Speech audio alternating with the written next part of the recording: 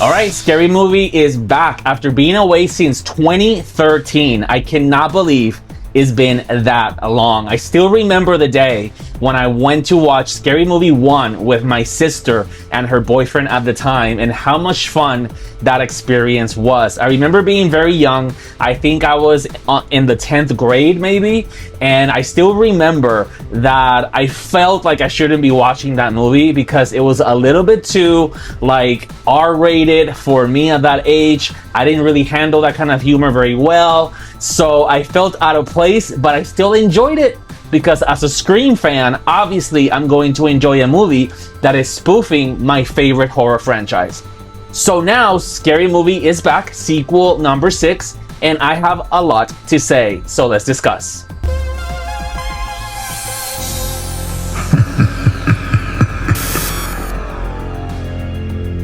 So Scary Movie 6 is in theaters, and this time around we get all of the OG cast members back. A big reunion. We get Anna Faris, Regina Hall, and Sean and Marlon Wayans. And that's really the big story of this return, because they have not been together since Scary Movie 2. And there's a huge reason and scandal for that. The Wayans brothers have talked about it a lot, plenty in the last year or so.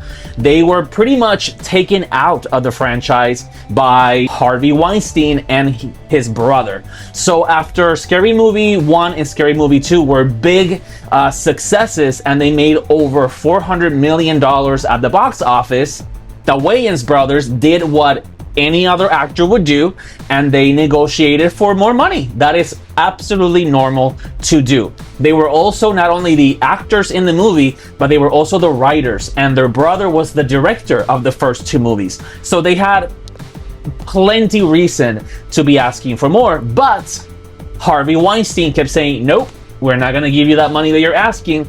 And in fact, he was lowballing them with less money, basically forcing the brothers to walk away and leave Scary Movie behind. And then the Weinstein brothers went ahead and did Scary Movie 3, 4, and 5. And Anna Faris and Regina Hall came back for 3 and 4, but not for 5. So it's been a long time since they've had scenes together or shared the screen in any way. So that's really the big story here. It's also a sweet story for Anna Faris, because if you follow pop culture or know a little bit about her, you know, she's kind of lost a little bit of her career since she had a success in TV and in movies with the Scary Movies. So for her, this is a big return, especially maybe after a few personal things happen in her life. That divorce with Chris Pratt was not very good. So there's things that have happened to her. And if you hear her on her interviews, her being back really means a lot to her. So this movie, for a lot of people in this cast, means a lot, and is reason for me to want to celebrate them and give them a great review. Sadly, I cannot do that because Scary Movie 6 is not the movie I was hoping for. It is so really bad when it comes to what it's supposed to do, which is be funny. So Scary Movie 6 is not the film that I'm going to review the same way I would review a Christopher Nolan film. I'm not thinking here how amazing is the cinematography or how thoughtful and provoking the director was with his vision and the story he's trying to tell. No, clearly we're thinking here about humor, about comedy, and we're going to critique the film on how funny it is, right? But that is a hard ask, because comedy is extremely subjective. What you might find funny, I might think is extremely stupid, and you might think, Frank, you don't have a sense of humor. How dare you? Of course I do. The problem is that it is subjective. So the problem for me is that when you have a movie that the tagline says all lines will be crossed, and during the marketing campaign, the Wayans brothers have been promising that the movie's going to go hardcore and is going to really cross the line and show this really sensitive generation that comedy should not be soft and it should go hard and it should like not be like canceled or banned or have any limitations. The movie did not do that. In fact, I found it extremely soft. So when you have a situation where a couple of weeks ago, the Kevin Hart roast was getting headlines all over the place because the jokes over there were really cutting and were really now and were really controversial. That's what I'm expecting for Scary Movie 6 to do. And not once did they did that. I feel like the writers of this movie, unfortunately the Wayans, they are still thinking with humor from 25 years ago that today is the norm.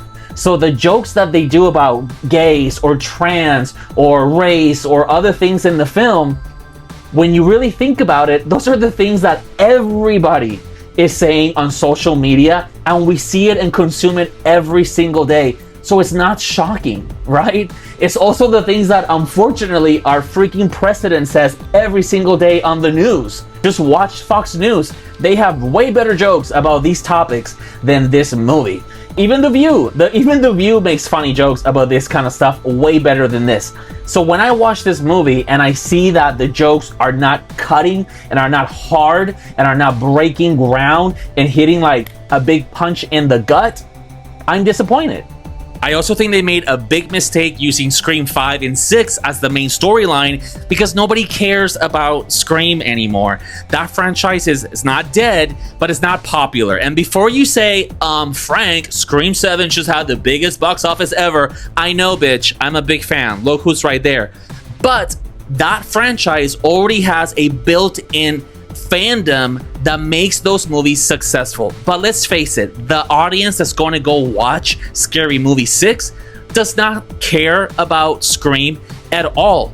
I think they should have used as the main storyline Sinners or Weapons or movies that are more relevant instead of a dying franchise that honestly is having a lot of issues. And then one big issue that I have with the film is that the jokes and the films that they were referencing were either old or not relevant or somehow did not connect. So for example, they actually spoof Final Destination Bloodlines, but they also use a roller coaster theme park, which is clearly Final Destination 3. I know that, but I guarantee you a lot of the people that went to see the movie this weekend, they might have never seen Final Destination 3 to know that the roller coasters that they were using references that film, or maybe they've seen it but 20 something years ago.